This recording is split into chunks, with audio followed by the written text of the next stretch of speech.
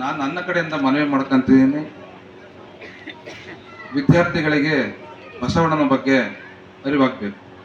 ಹಾಗಾಗಿ ಎಲ್ಲ ವಿದ್ಯಾರ್ಥಿಗಳು ಸೈನ್ಸ್ಗಳನ್ನು, ಕಾಮರ್ಸ್ಗಳನ್ನು, ಕಂಪ್ಯೂಟರ್ ಸೈನ್ಸ್ಗಳನ್ನು, IT ಗಳನ್ನು, AI ಗಳನ್ನು ಓದ್ತಾ ಇದ್ದಾರೆ. ನನ್ನ ಮನವಿ ಸರ್ಕಾರಕ್ಕೆ, ವಿದ್ಯಾರ್ಥಿಗಳಿಗೆ ನೀವು ಸೈನ್ಸ್ ಓದಿಸ್ರಿ ಮಕ್ಕಳಿಗೆ, ಅಲ್ಲಿ ಬಸವಣ್ಣ ವಿಜ್ಞಾನಿ ಆಗಿರ್ತಾನೆ. ಕಾಮರ್ಸ್ ಓದಿಸ್ರಿ, ಅಲ್ಲಿ ಕೂಡ ಬಸವಣ್ಣ ಇರ್ತಾನೆ. ಸೊ AI ಮಾಡ್ರಿ, ಅಲ್ಲೂ ಕೂಡ ಬಸವಣ್ಣ ಇರ್ತಾನೆ. ಎಂತ ತಂತ್ರಜ್ಞಾನ ಇರಲಿ ಅಲ್ಲಿ ಬಸವಣ್ಣ. ಹಾಗಾಗಿ ವಿದ್ಯಾರ್ಥಿಗಳಿಗೆ ಬಸವಣ್ಣನ ಬಗ್ಗೆ ಒಂದು ಅಧ್ಯಯನವನ್ನ, ಸೈನ್ಸ್ ನೀವೇನ್ ಬೇಕಾದ್ರೂ ಓದ್ಕೊಳ್ರಿ, ಆದ್ರೆ ಒಂದು ಅಧ್ಯಯನವನ್ನ ಬಸವಣ್ಣನ ಬಗ್ಗೆ ಇಡ್ಲೇಬೇಕು ನಾನು ಆಗ್ರಹ ಮಾಡ್ತೇನೆ. ಸೈನ್ಸು, ಆರ್ಟ್ಸು, ಕಾಮರ್ಸ್ ಯಾಕೆ ಆಗ್ಬೇಕು ಅಂತಂದ್ರೆ, ಸೊ ಇದು ದೊಡ್ಡ ಚಳುವಳಿ ಇದು. ಆಮೇಲೆ ನಾನು ವೇದಿಕೆ ಮೇಲೆ ಬಂದಾಗ ಅಬ್ಸರ್ವೇಷನ್ ಮಾಡಿದ್ರೆ ಬಹಳ ಖುಷಿ ಆಯ್ತು. ಉಪನ್ಯಾಸ ನೀಡಿದಂತ ಮೇಡಮ್ ತುಂಬಾ ಅದ್ಭುತವಾಗಿ ನೀಡಿದ್ರಿ. ನಿಮ್ಮ ಕೊಡುಗೆ ಅಪಾರ. ಅವರ ಒಂದು ಅಧ್ಯಯನ ಎಲ್ಲರೂ ಕೂಡ ಅಧ್ಯಯನ ಮಾಡ್ತೇವೆ. ಇವತ್ತು ಜಾತಿಯ ಮೇಲಾಟ ಅತ್ಯಂತ ಯಶಸ್ವಿಯಾಗಿದೆ. ನಿಮ್ಗೆ ಗೊತ್ತಿರ್ಬೇಕು, ಪ್ರೆಸೆಂಟ್ ಜಾತಿ ಗಣತಿ, ಒಳ ಮೀಸಲಾತಿ ಗಣತಿ, ಎಲ್ಲರೂ ಕೂಡ ಜಾತಿ. ಆದರೆ ಜಾತಿಯನ್ನ ಮೀರಿ ನಿಂತದ್ದು ಈ ವೇದಿಕೆ. ಇದು ನಿಜವಾದ ಅನುಭವ ಮಂಟಪದ ವೇದಿಕೆ.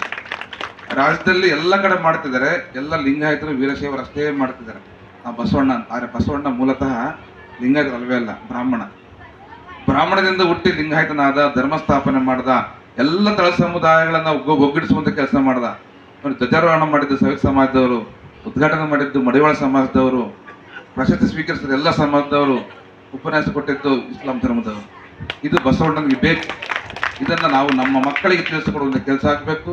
ಹಾಗಾಗಿ ನಾನು ಕೂಡ ಕರ್ನಾಟಕ ರಾಜ್ಯ ಶಿಕ್ಷಣ ಪರಿಷತ್ತಿನ ಜಿಲ್ಲಾಧ್ಯಕ್ಷ ಆಗಿರೋದ್ರಿಂದ ಒಂದು ಪಾಠ, ತಿಂಗಳಿಗೆ ಒಂದು ಪಾಠ, ಒಂದು ಕಾಲೇಜಿಗೆ ಬಸವಣ್ಣನ ಬಗ್ಗೆ ಮಾತಾಡುವಂತ ಕೆಲಸವನ್ನ ದಯಮಾಡಿ ನಿಮ್ಮ ಮಾಡಬೇಕು ಮೇಡಮ್.